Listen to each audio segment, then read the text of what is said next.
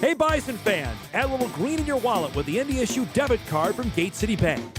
For every card ordered, Gate City Bank donates $10 to NDSU. Get your Gate City Bank Bison debit card today at gatecity.bank/bison or instantly at any location. Gate City Bank, for a better way of life. Member FDIC.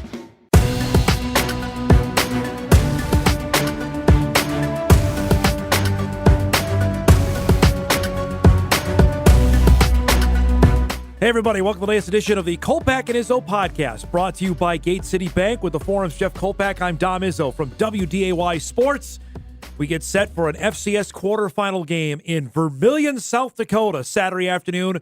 The North Dakota State Bison set to take on the University of South Dakota, the third all-time playoff meeting between the schools. They've not played in the postseason since 1986 for the Division II National Championship and won Florence, Alabama, which we'll get to in a bit. There's a lot I want to talk about with you today. Yeah, hold on one second. I'm changing the password on my email from playoffs. I heard it's... That's one thing I don't want to talk about. I heard it's been used. I'm so done with that story. I really am. You know what I mean? I feel for the Bison fans that bought tickets and got them canceled, but the story, I have nothing All right, to it. carry on. I really don't. It has nothing to me. Yep. Craig Bohl retired, Kolpack. Yeah.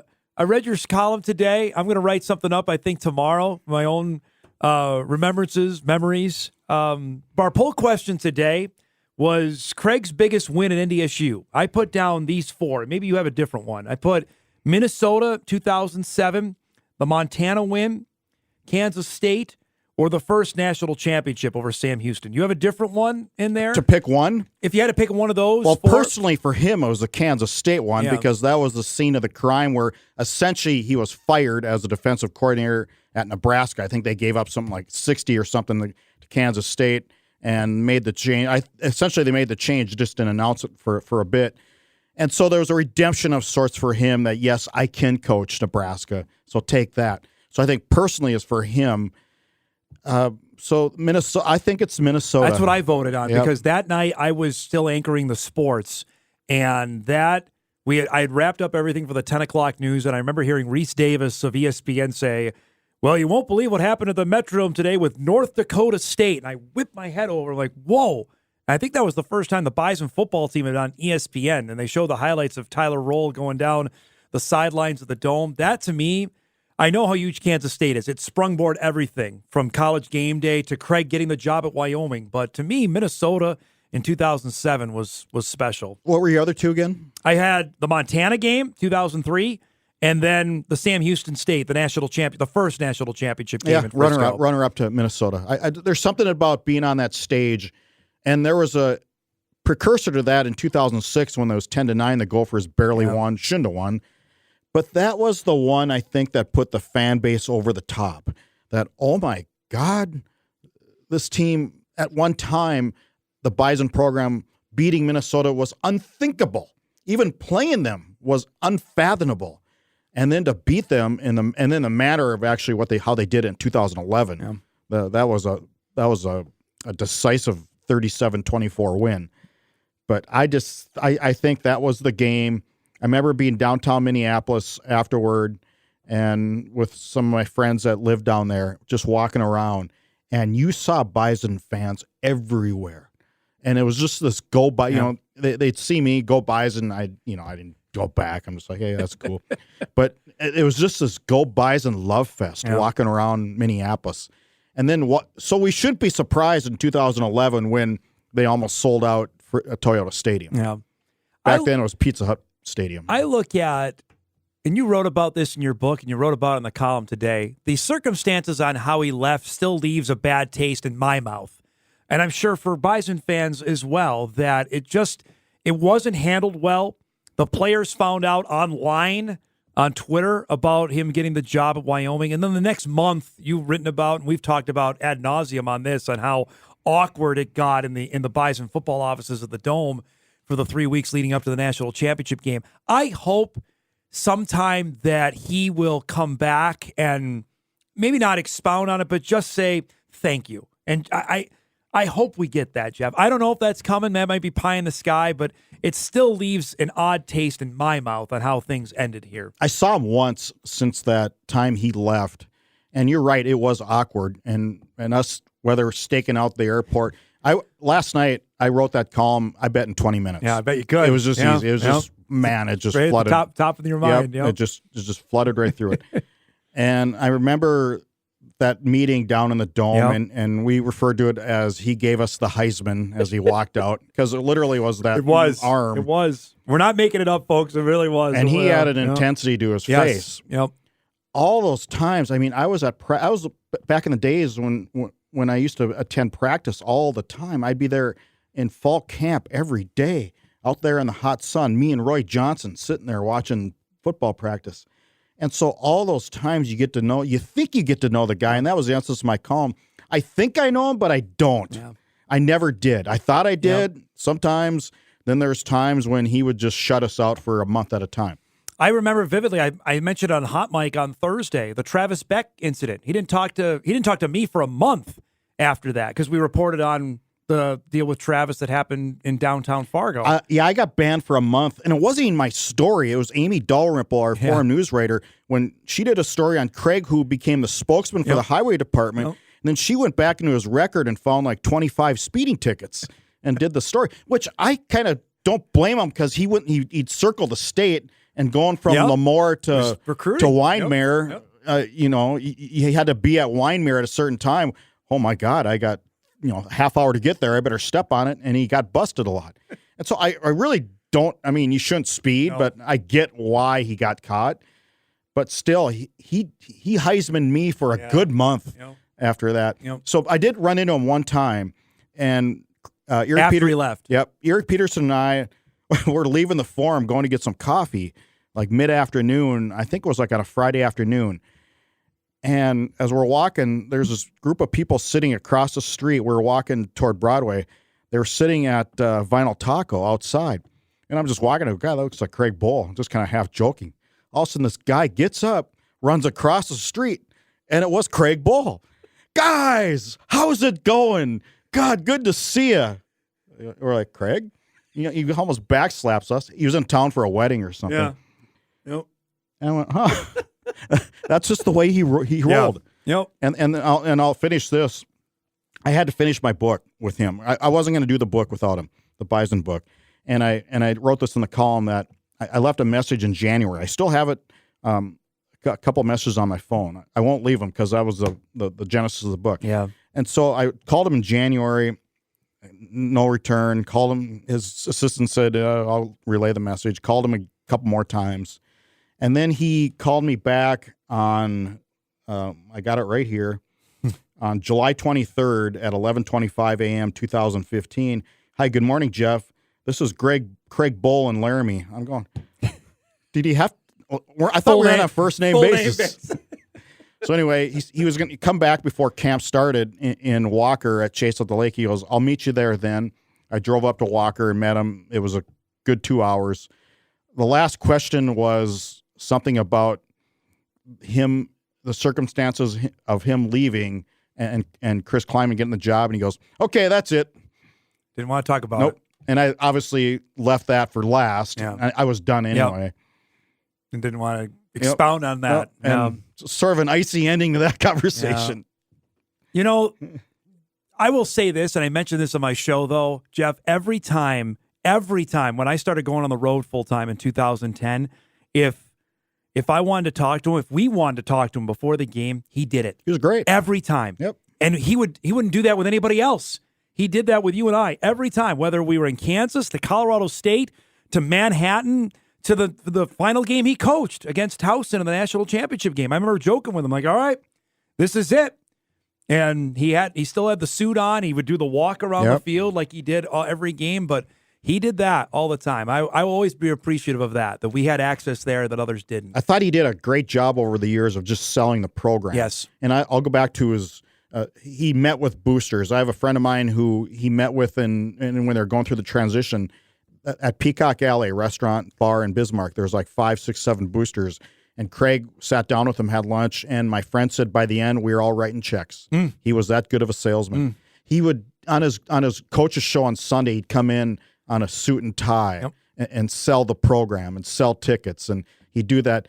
Come to the Dome, you'll like what you see with that grin, that fake grin. There's about 4 Bohlisms I still say all the time. Galvanized, hard edge. Remember November comes up every year. I know people probably roll their eyes at it.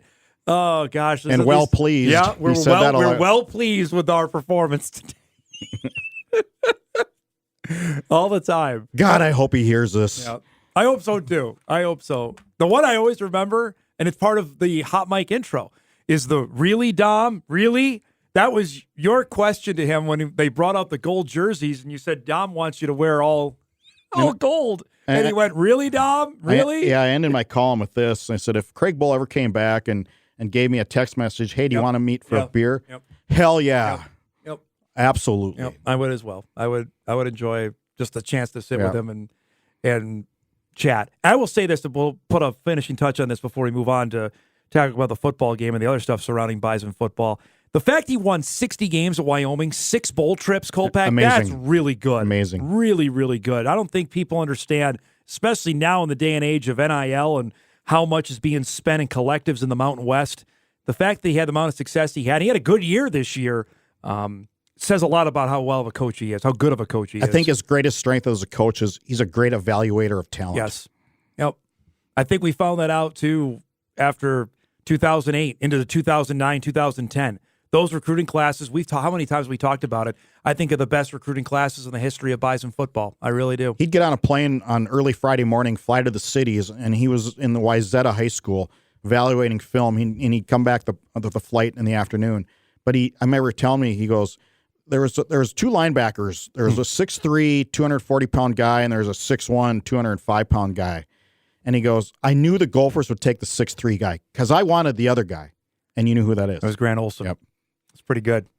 The Billy Turner stories, the Marcus Williams ones, are just those are all pretty good. So maybe the old ball coach you think he'd come on the pod? You think you could do a podcast with us? Why not?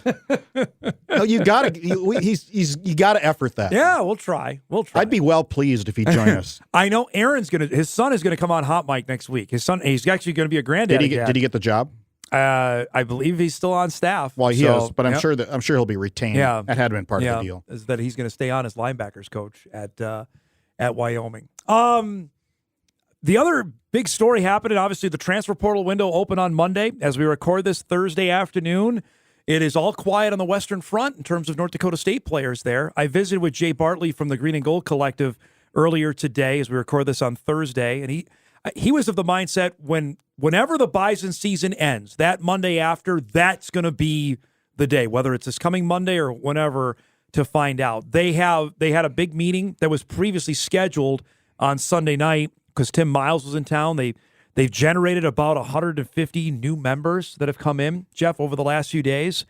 But it is real. There are 3 Bison football players that have 6-figure offers to go into the portal to transfer to a specific school. That is a real fact that is surrounding Bison football. I think Jay's done a great job in being transparent and displaying the reality of the portal to people. It's not this hush-hush back thing. This is what's happening. And by doing that, I think he's created an urgency with fans and boosters to go, oh my gosh, okay, it's not this rumor stuff. It's coming from a real source that it's 6 figures. It's not some internet rumor, not some chat board rumor. This is real, and I think he's done a great job. Now, and he's made it clear, we're not going to match the offers. You're talking about the collective. He said the collective is not going to match, but maybe you can do some things on the other end. What did he tell you? If the collective was at this time last year, they would have kept 4 out of 8? Yeah, about half the guys. If not more. About $5,000 probably would have been able to keep half of those guys that left in the portal last year. And that's the big difference for people that are trying to compare what happened during last season with a Kobe Johnson and a Courtney Eubanks and a Tony Pierce. Those guys, Jeff, went in there hoping for, remember, Kobe Johnson told you that, hoping for a Power 5. These guys know already. The schools are, my term, highly recognizable schools. There's no hope. They will go there for this amount, this dollar amount. And that's fine. And that's good. I mean, that's fine. If you believe that the offer's solid, and you better make sure it's solid because you've heard stories where it's not. then go for it. If it's, I don't know, 1, 2, 300, 600,000, how do you top that? How do you beat that? You can't. Nope. But it's those other guys. It's those. You're right. It's the Kobe Johnsons of the world who, with $5,000-$10,000, would have stayed. Dom Jones, would have stayed. stayed. They're probably not getting that at Colorado State. Maybe they are. Maybe they are, but maybe not to the level of the success that they would have had at North Dakota State. There's no way about that. So, and if there's an offensive lineman considering, you got to also sell the other aspect of there are right now 6 guys pathway to the NFL. 6 guys in the NFL right now. How many starting? Most starting. Radens is starting. Jensen's now starting. Mauk started all year. Volson started every game for the last 2 years. Billy's he's still hanging in there. In and out of the lineup there. It's a pretty good track record of guys that have gone on and played. So maybe say, okay, here's X amount of dollars, and we think that your best path, son, is to stay here, get drafted, and you will make more on the back end rather than being some backup at an SEC. Then taking the cash now. Mm-hmm. I thought, and I've had this conversation, I thought for players now, they would have seen the Jabril Cox example and say, you know what?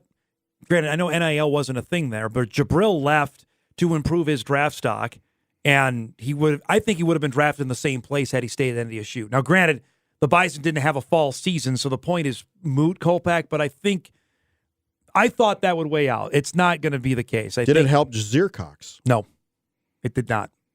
It did not help his younger brother to leave. Nope.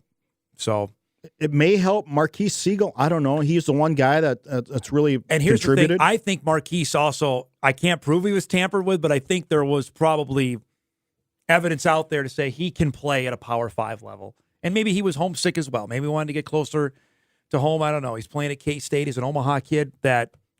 He was the only one that had, I thought, Power 5 elite talent to go and make a difference, and he did. He started all year for Kleiman. I think it's going to hurt Dom Jones's NFL shot. Yep. I really do. He would never have left the field here. No, he played every snap this year. There's no doubt about it in my mind on how that went out. So the season isn't over, even if the season does end Saturday. Let me just say it like that, because the work will just be beginning on the portal front. It's a crazy time, Jeff. It really is. When you're seeing where signing day is at, the amount of coaching changes happening, there's no hope for the calendar to get moved back either. I know some want to have that happen.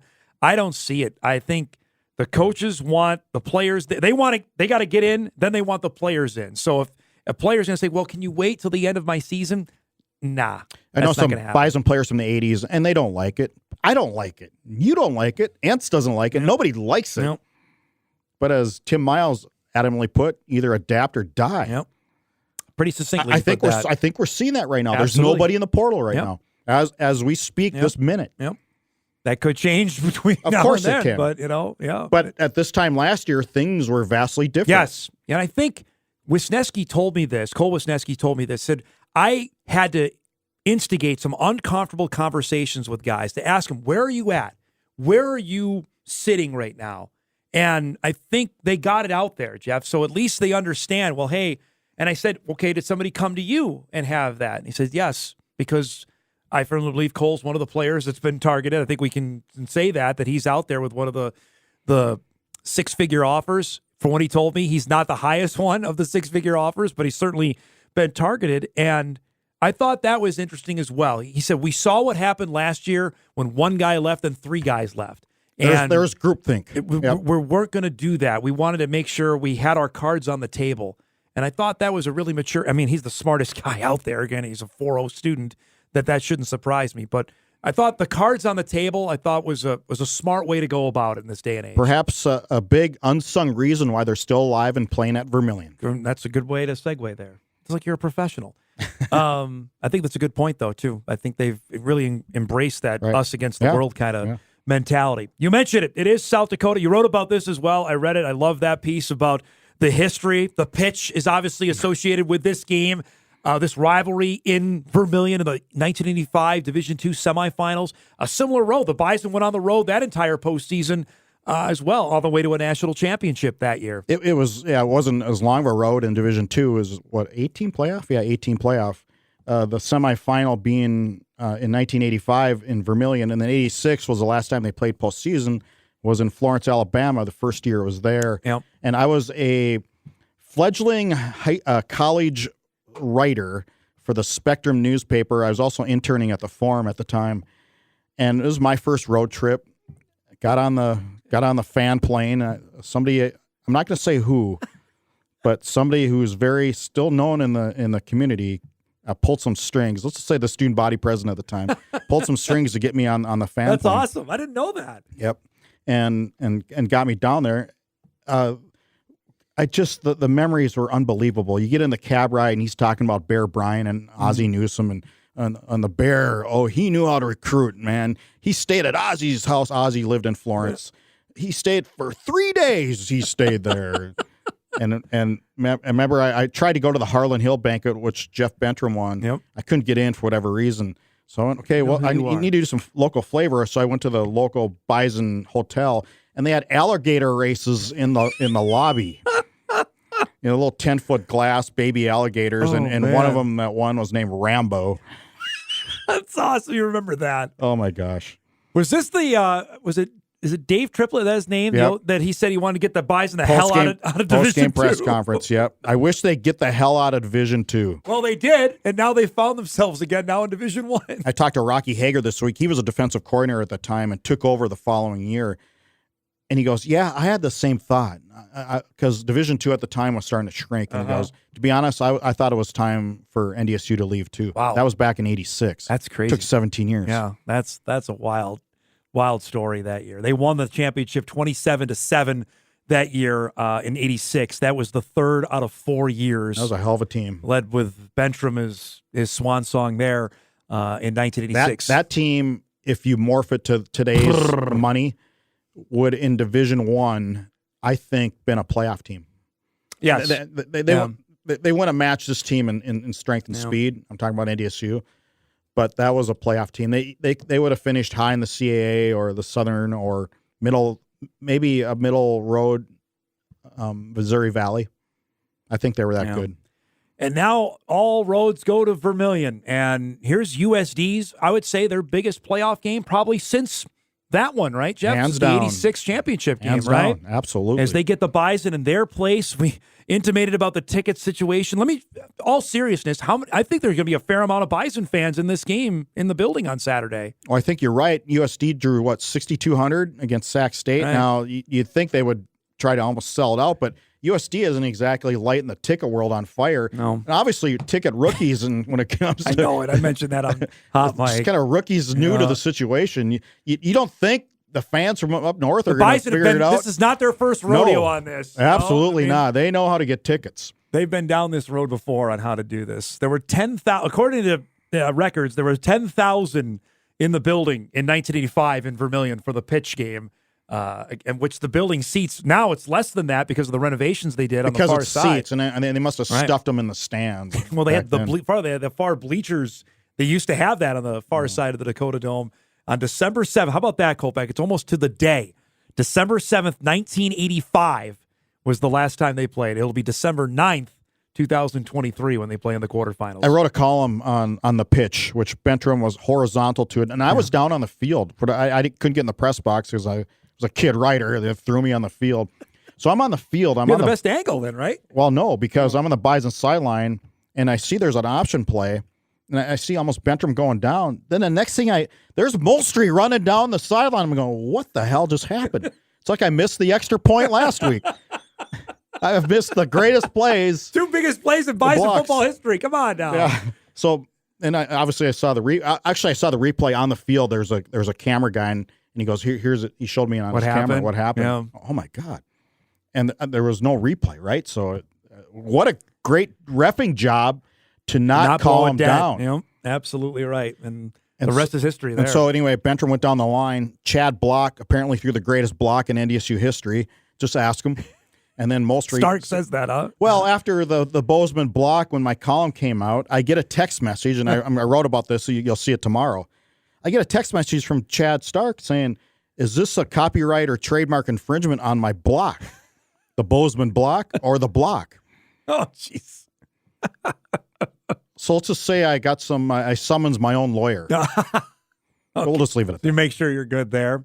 What do we make of Bob Nielsen's team? By the way, can I get a quick airing of grievances? He finished 4th in the Eddie Robinson. Terrible.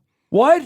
I mean, come on. Just terrible. I mean, Jimmy Rogers, yes, did a great job. He had the most talented team. And I guess this was the argument against Bohl and Kleiman and Entz winning it those many years because, he had the best team. How could you possibly not be But Nielsen's team won 3 games. They literally were, I think a lot of people wanted him to be replaced at the end of last season, and they did not do that. They won 9 games this year, South Dakota State was the top scoring defense in the country at 10. 4 points better than the next. Yeah. In the top 30 for the Buck Buchanan, not a jackrabbit. There was no Jackson No Adam there. Bach, no Jason Freeman. Yeah. Nobody. I don't get that. You think you'd throw somebody in the mix. I don't understand it. But, yeah, the top 3, by the way, was Rogers, Greg Gattuso of Albany, and Bobby Houck of Montana. Nielsen finished 4th in the Eddie Robinson Award. That's a joke to me.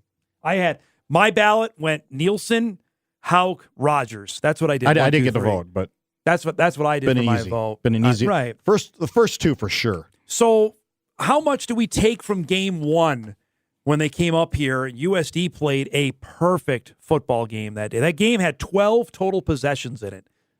Back in September. That was an awakening for NDSU, and I would quote Michael Tutsi when the 39 game winning streak came to an end at Southern Illinois. You just can't roll out the helmets because you're the Bison and expect to win. I think they found that out again against South Dakota. That was Jake Cava's comment after the game was, well, we always beat them. We just sort of thought we'd beat them. Correctamundo. Yep. He said that after the game.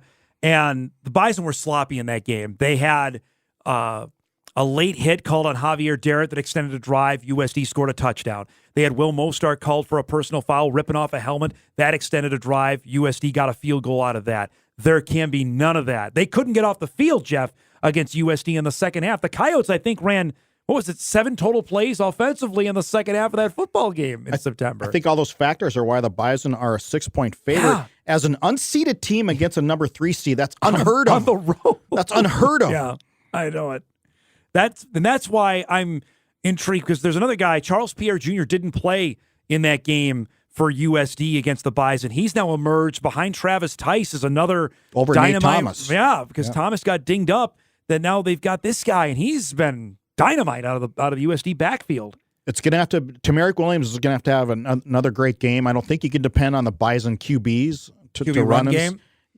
This game being indoors, though, helps NDSU. It helps Cam Miller. He's more comfortable indoors. Yes. He didn't look comfortable last week outdoors. I think the elements got to him. I think the conditions did a little bit, and even though it wasn't that much, it still was. He wasn't himself. Being back inside, that is a big plus to the Bison offense in my mind. And they played now this all the top domes in the country that are home field advantages, except for Idaho, UNI, UND, and now so they played those games, and they've done the silent count. They're used to playing in loud stadiums now. Cam, I asked him about that, and he said he didn't think it'd be that. His words, it'd be that loud on Saturday in Vermillion. Not as loud as what they just came from in Bozeman. Oh, I don't know. I wouldn't think so. Bozeman was pretty loud, man. It was going pretty good. Yeah, but I still think you better be prepared, obviously, for the silent count. I don't think he's saying that. Okay, but I think he's not. I don't think the atmosphere-wise could be more of what he experienced in that was Saturday's pretty frenzied. Game. Yep, right? that was pretty big time. I think the USD defense is the story to me. That's why they've won 10 football games. Bauman's been solid. They've had nice seasons out of their wide receivers, but their defense, Gaze up front, Brendan Webb, Hillis, Mogensen, and then you got Miles Harden on the back end. Those 5 guys are studs for USD. 5th in the country in FCS in scoring defense, giving up just 15.4 points a game. The Bison are at 19.3. Yeah. Harden, you got dudes at every level. You got 2 guys up front on your defensive line. You got 2 studs in the linebacker, and you got a shutdown guy at corner.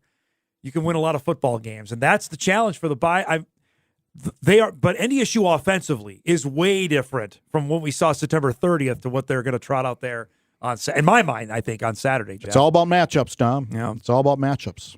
I look at Eli Green. He wasn't necessarily a factor yet. Raja was nothing, right? Was nothing at that point. Those are 2 guys that now have certainly developed themselves. And I think you're right. I think USD is going to make sure that Miller or Payton is not going to beat them. We saw the resurgence of Tamarick Williams on Saturday to the tune of 162 yards and 11 carries. Yep, he needs to break one again. He needs to break a tackle and break some big yards. Now, the Bison didn't get the ball first, and yet they got a stop. with the missed field goal on Saturday? Are they back in that same mode? They taking the ball and scoring first? Yeah, why would you change? Yeah, I tend to agree on that. Still, I can't believe, if I'm Brett Vegan, I'm still scratching my head. Like, how do we lose this football game? I thought NDSU was toast about 4 or 5 different times. Really did on that game. Before we wrap, we can pick this game because our show is coming up after, even though it's not really a barn burner of a game. Montana is getting 20. They're giving 20 to Furman tomorrow night. I still think they win by more than that. Yeah. Furman going outside, cold, South Carolina night team. Game in Missoula. It's not setting up well for the Paladins. No, I don't think they have much of a chance in there. So if the Bison end up winning this game, it's another trip to Montana, this time to face the Grizz for a chance to go to Frisco. Night game, probably Friday, I would imagine so if that ends up coming to pass. That would be against NDSU. Well, we'll cross that bridge, but one less day of preparing. Yes, correct. And have to travel. Yep. That's the other caveat thrown in on that. The other games this weekend, Nova and South Dakota State and Idaho and Albany. That will be the best. I think that will be the best game of the weekend. I think the Bison game is going to be pretty good, but the Idaho-Albany game setting up, that could be real fun Saturday night. Where's Nick Hill going to be on Saturday night? He's going to be... He's going to be. He should still be coaching, banging his head against a wall. They just totally gave that game away to the Vandals, and we'll see. That'll be a fun matchup with Greg Gattuso and Jason Eck. Those are two guys we have encountered along the way. Would be funny if Eck ran up the score. Well, we know what Gattuso thinks about that, so we'll find out what happens there on Saturday. Don't forget, we're going to be, of course, live in Vermilion. Bison Game Day will be on the air at 10 a.m. on WDAY. Jeff, myself, Kyle Emanuel, Logan Campbell will be there. Fun show we got planned for you coming up on Saturday. Then the football game comes up at 1:30, as it is on WDAY between USD and NDSU. Hey, late breaking news before we go. What? James Madison has hired its new football coach. It's the Holy Cross head coach, Bob Chesney. They just officially announced that. He's had some great success. I mean, Holy Cross gave SDSU, you could argue, maybe its best game of the playoffs last year in that quarterfinal game. So he's had good success, and it's a non-scholarship. Well, you know what? Hey, you know what? No. It's a perfect ending. You know what Craig Bohl would say to you? They're a Patriot League team, Jeff. They get scholarships. That's a perfect way to end I digress.